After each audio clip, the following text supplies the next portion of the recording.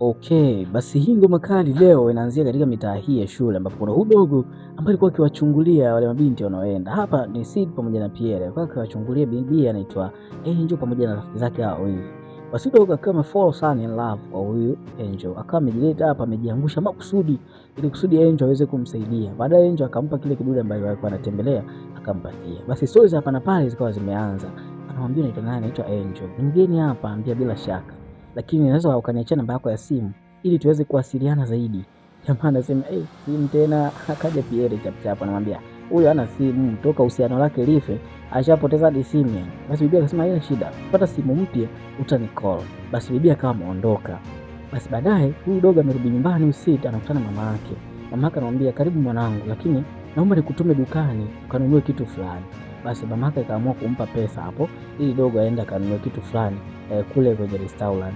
Kuja huku akawa amepitia katika huu mgahawa ambapo yeye alikuwa anafanya kazi. Basi leo anasema bosi, nimefanya kazi nyingi, nahitaji kupata ujira. Na kazi hizi bwana leo nimejiiba tu. Vinginevyo mama wangu asingenituma nisingeweza kuja kufanya kazi kidogo hapa. Jamaa anambia nakubali, umefanya kazi. Akampa noti fake. Anambia haya ndo malipo yako. Jamaa akaangalia hii noti fake mbali na mapicha picha. Baadaye akamkuja kwenye hizi kibanda cha simu, yani duka ambalo wanauza simu. Wakamwambia una shilingi ngapi? Anambia na euro 3. Wakaanza kumuonyesha simu ambazo zinaendana na bei yake. Anambia lakini hizi ziko juu sana. Na wewe sidhani kama unaweza kupata simu ya bei hiyo hapa. Basi jamaa akasema ngoja, kuna simu moja tuliweka huko la maonesho, alifanyi kazi vizuri lakini kwa hela yako ninaweza likamiti. Nauza euro 5 ila nitakupunguzia kwenye euro 3. Sawa? Dogo akaanza kuwaza sasa hiyo euro 3 tena simu yenyewe haifanyi kazi na kuaje. Akasema anyway sawa, akachukua akampa ile euro 3 na akachukua ile simu. Lakini jamaa anambia kizuri umeshanipa pesa, hii mali huwa hairudi, yani hairudi kwa mganga tena. Jamaa anaanza kuwaza mnafanyaje sasa isipo haka. Akaanza kuminyaminya bana. Ghafla ni kama ikawaka, ikasense kitu fulani hivi. Akafurahi sema inawaka bana. Jamaa ndio anashangaa, kumbe inawaka, ongezea basi iwe euro 5. Ikawaka bata nikawaka. Dogo kaamua kukimbia pale. Maana mshikaji ameshaanza kupandisha bei. Kuja huko akakutana na yule jamaa yake anaitwa Pierre, anambia sasa leo nataka tukamtokee Angel, nimeshapata simu. Kweli basi twende tukamtokee Angel. Kuja kwa Angel huko anambia leo nimepata simu mpya, naomba unipatie zile namba. Hao dada wenzio wakaanza, wewe acha kujibibisha, unajileta hela yenyewe una nao huyu humwezi. Wakamzonga pale akamchukua. Dogo alimind sana. Pierre anakuja anambia nini kimekusibu? Anasema yani nimekosa namba. Basi akasema sio mbaya, achana na hao wadada, twende darasani. Basi akawa amekuja huko darasani, ni sehemu ya laboratory kwa ajili ya majaribio. Kuna watu wanamsumbuaga sana dogo, kaanza kumzonga pale wakati mwalimu yuko hapo ndani. Basi mwalimu akaingia kati kwamba acheni vitu vya ajabu. Kula kina Angel anacheka tu namna vita vinavyoendelea. Na ajabu simu ile dogo ikaanza kuwaka, ikaminyaminya namba fulani pale. Ikampigia yule bibi Angel. Angel kabla apokee simu kwa chini. Hello. Cha ajabu ile simu inazungumza. Alafu inazungumza sauti ya jamaa ambaye tunamfahamu. Huyu jamaa huyu bibi wakati anawasha Bunsen burner hapo, kwa bahati mbaya nywele zake zikawa zimeshika moto bwana. Basi pale ndani ukaanza mtafaruku kwa sababu huyu bibi inabidi waanze mchakato wa kuzima ule moto. Kwa bahati nzuri mwalimu akaja na hiyo fire extinguisher akaanza kumpulizia na wakamsaidia, wakamvika nguo fulani na ule moto alao ukao umezima. Baadaye akawa ameitwa na mkuu wa hicho chuo kwamba nini kilitokea kule ndani na mambo yalikuwaje. Ghafla huyu mwalimu akiwa amekaa huku library anashangaa simu yake inaita. Hakuelewa nani amepiga ile simu, wakawa wamepuuzia. Basi baadaye sana kadogo kaka amekaa huko anasema hii simu mbona haifanyi kazi? Sometime ghafla ile simu ikawaka na ikaonyesha video call. Ni simu ndogo kumbuka. Ikaonyesha video call alafu sio inaonekana ni Angel. Jamaa akaanza kushangaa imekuaje, paambia Angel sije ongeza video call, yani wewe ndio mtu wangu wa kwanza tunazungumza kwa video call. Nimefurahi. Basi baadaye kamekatia. Akaanza kupitia ile simu, kumbe bwana inafanya kazi vizuri na ni kwa ubora wa hali ya juu. Kaangalia ikaona kuna mtu anaitwa Margot Bezae amempigia. Huyu Margot ni nani? Na yeye kumbuka hiyo simu bado kwake ni mpya. Akaona anyway isiwe shida. Akasave na vitu vingine vikaendelea. Basi kesho yake akawa amekuja hapa darasani. Hapa darasani mwalimu akawa anafundisha, akambonda huyu dogo na chati kwamba wewe usikilize, yani muda wote unafanya vitu vya kijinga, hebu njoo ujibu hili swali hapa. Akanyanyuka kwa wasiwasi. Ghafla ile simu ikamwandikia majibu pale. Kiajabu kweli. Dogo akajibu bila hata kufika ubaoni. Mwalimu akaanza kushangaa, wewe nini kimekusaidia hapa? Akaichukua ile simu akairusha nje. Dogo akamind, akakimbilia sana kule nje kwenda kuifuata ile simu yake. Kwenda kuangalia hivi, oya, simu haina mchubuko wala nini. Baadaye sana mwalimu akiwa amekaa huko darasani, kumbuka ile simu ina uwezo wa ajabu kweli kweli. Akawa amepigiwa hiyo simu. Huku dogo inampa imagination ya keki kwamba leo ni birthday yako. Kwa hiyo ikawa imeproject kitu kama keki hapo. Tumeachana kule kwa mwalimu, tuko kwa huyu dogo. Basi dogo akawa amefurahi sana, kumbe leo ni birthday na hii simu inaonekana inaweza kunipa kitu. Basi baadaye kama amemwaga mama yake na kuondoka hapo mtaani. Na kuondoka kwenda mtaani. Kufika huko kitaa, kuna kitu ambacho yeye dogo alikuwa amekuja kukitafuta siku hiyo. Akaonana na Pierre. Pierre anamuuliza kwamba uko unasaka nini? Na hichi kisimu chako mbona kama hakieleweki? Kinafanya kazi kweli? Ambie kinafanya kazi. Naweza kumpigia mtu. Sasa akawa amepokea simu yule mtu anaitwa Margot ambaye wakati ule alikuwa akimtafuta. Umeona? Huyu Margot anazungumza na shangaa, mbona hii simu ni kama ya mkuu? Alafu ikawa imemuoda kwamba cha kufanya nenda kule kwenye ile cafe ile sehemu ya restaurant ya vyakula ya shule, ile cafeteria. Kuna kitu nataka tukifanye. Basi baadaye madogo akawa ametokea kwenye ile cafeteria kule kwenda kama ambavyo simu ilikuwa na direct. Kufika huko akaanza mapambano na wale ambao walikuwa wanawagombania. Kumbe ile simu ilikuwa imempigia mwalimu kule ni kwamba siku hiyo asifungue cafeteria ili kusudi wao wakapambana. Lakini baadaye simu ikaanza kumsalimia dogo. Hello. Dogo anazidi kuchanganyikiwa, haelewi simu inafanyaje kazi.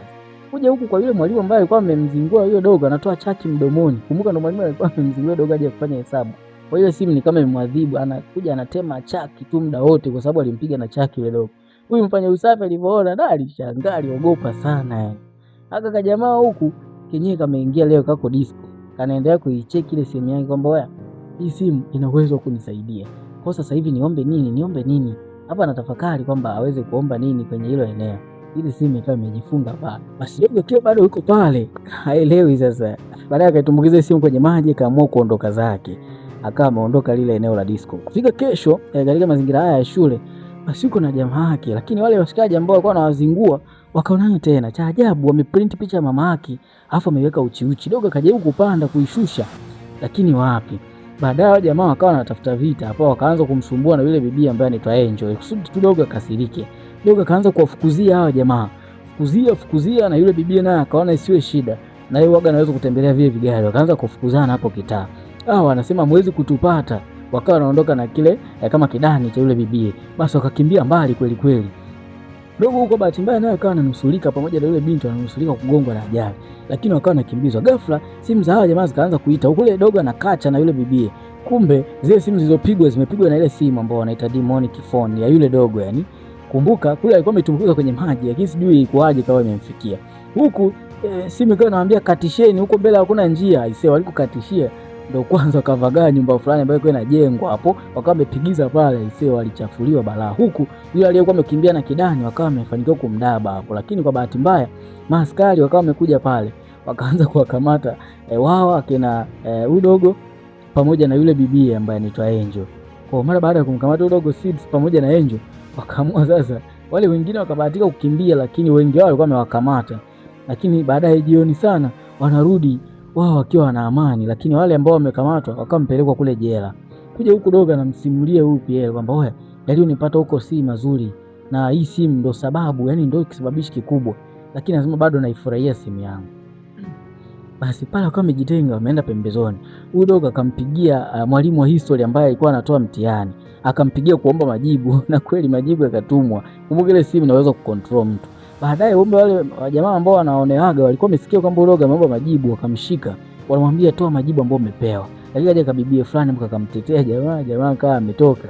Ameacha kuadhibiwa na wale washikaji. Inaonekana ni kama manzi wao. Basi kesho yake kweli wako darasani bwana. Kumbuka majibu washayapata. Huyu dogo ashapata, akampa na bibie. Baadaye wanafurahiana kweli, wao majibu yapata yale. Ambia ni yale maswali kila kitu. Unaona enjoy. Ukaribu kaendelea kujengeka kati ya bibie Angel pamoja na yule dogo anaitwa Seeds. Lakini kinachowasaidia zaidi ni ile sehemu. Basi dogo bibie Angel akawa amemwalika huyu dogo. Dogo kaamua kujiandaa nini ili kwenda kwenye ule mwaliko, yani kwenye ile date. Lakini baadaye huyu jamaa Pierre anakuja kumwambia Seeds kwamba oya, kuna baraza la shule tunatakiwa tukutane. Lini? Jioni. Hapana wewe, siwezi. Huyu Seeds anagoma. Mimi yani leo nimepata date kwa mara ya kwanza mwanangu. Siwezi kukubali kwenda kwenye council. Siwezi kukubali kwenda kwenye baraza. Wenyewe nendeni tu. Ila anashangaa umekuaje? Ni kisa simu tu ndio inakufanya mwanangu uweuke namna hiyo. Anasema wewe, sijai kupata mtu kama Angel. Kwa lazima nimzingatie Angel. Hai. Jamaa akaona huyu mshikaji na maana hataki shule tena au inakuaje. Basi jamaa akaamua kuondoka hapo. Lakini dogo anasema siwezi kubadili wazo. Akajipanga fresh na nini, akasema sasa ni wakati wa kuondoka. Lakini akiwa anataka kuondoka anakutana na mama yake pamoja na mdogo wake. Mama anamwambia mbona leo umependeza? Na hujai kupendezaga hivi wewe mwanangu. Anamwambia mama, kuna mahali ninaenda, nina date leo. Wow, date na nani? Anamwambia na date na bibi anaitwa Angel. Kwa heri mama, tutaonana baadaye. Baadaye dogo alikuwa anacheza chaki kamshika, anamwambia wewe unanichafua, unaelewa leo ninaenda wapi? Kama achana na mimi. Akamkemea kwa baba. Akamkemea sana yule dogo. Dogo alimind, aliumia kweli kweli. Brother, kwa nini ananitreat hivi? Mama yake anamwambia take care, akishona wahi kurudi.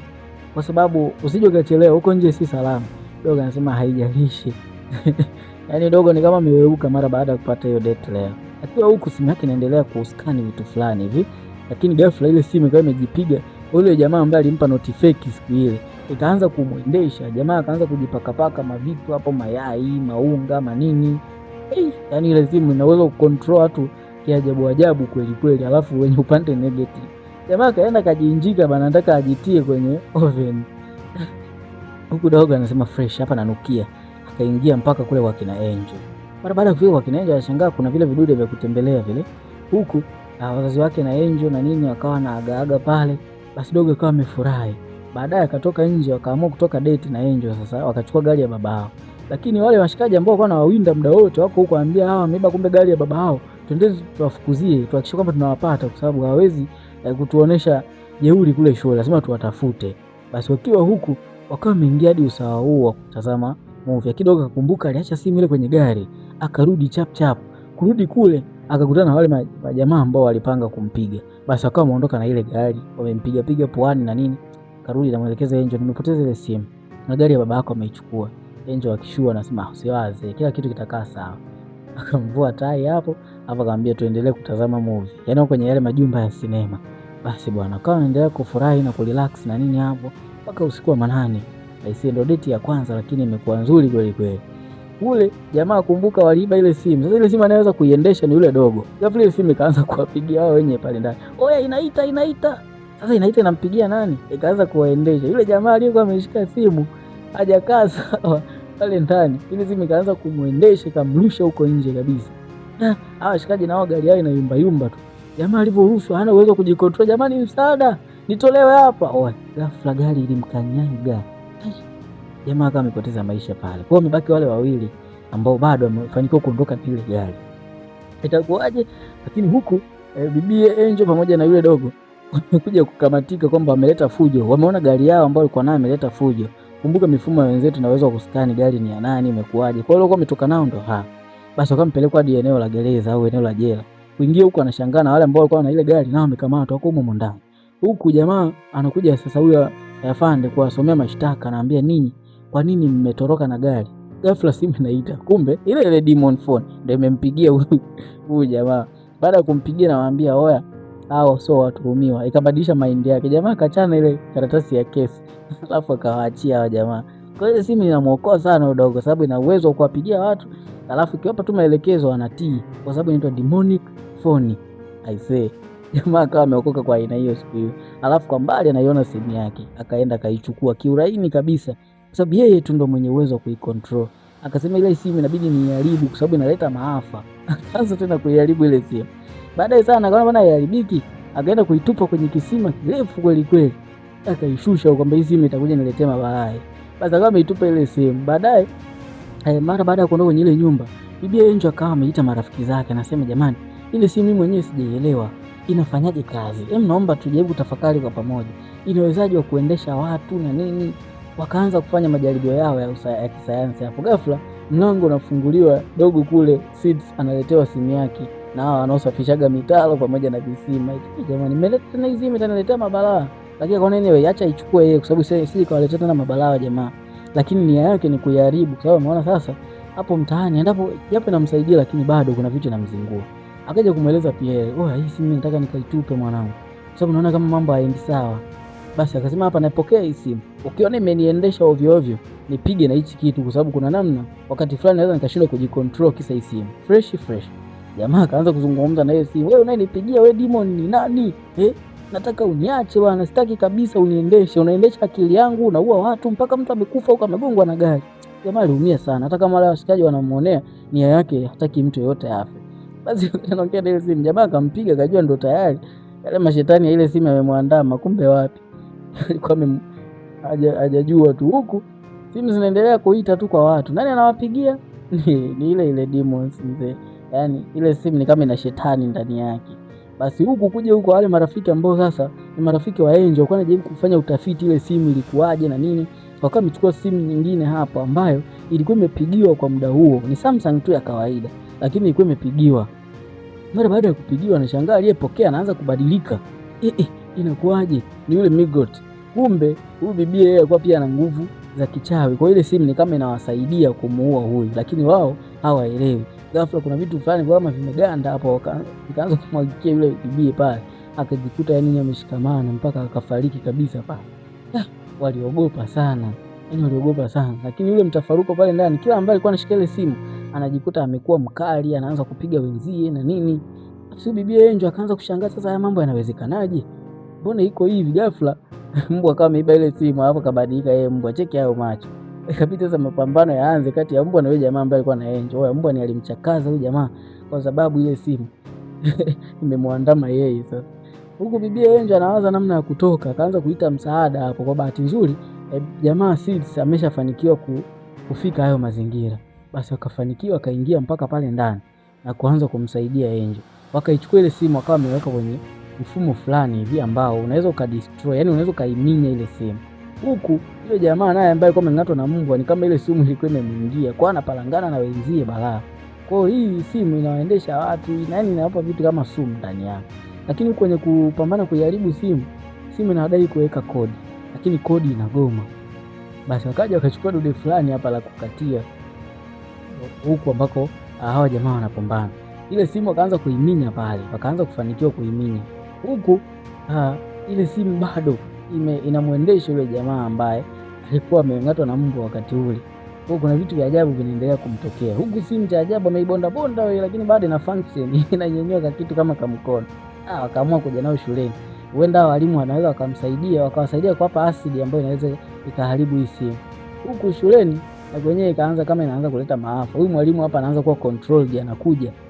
Baada kuja wakaamua kumzimisha, maana anajua tu mtu hiyo simu ikishamwendesha mambo yatakuwa balaa. Huku mwalimu naye simu ile imemwendesha, amejikuta anaanza kunywa yeye asidi badala ya kuipa simu. Oya, pale ndani watakaanza kutawanyika kwamba hii simu ina control yote.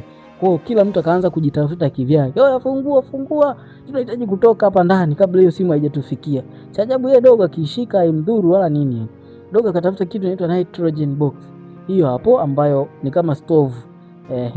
Kwa anatamani kuweka hapo, lao hiyo nitrogen inaweza kaharibu. Lakini nitrogen yenyewe anayo mwalimu.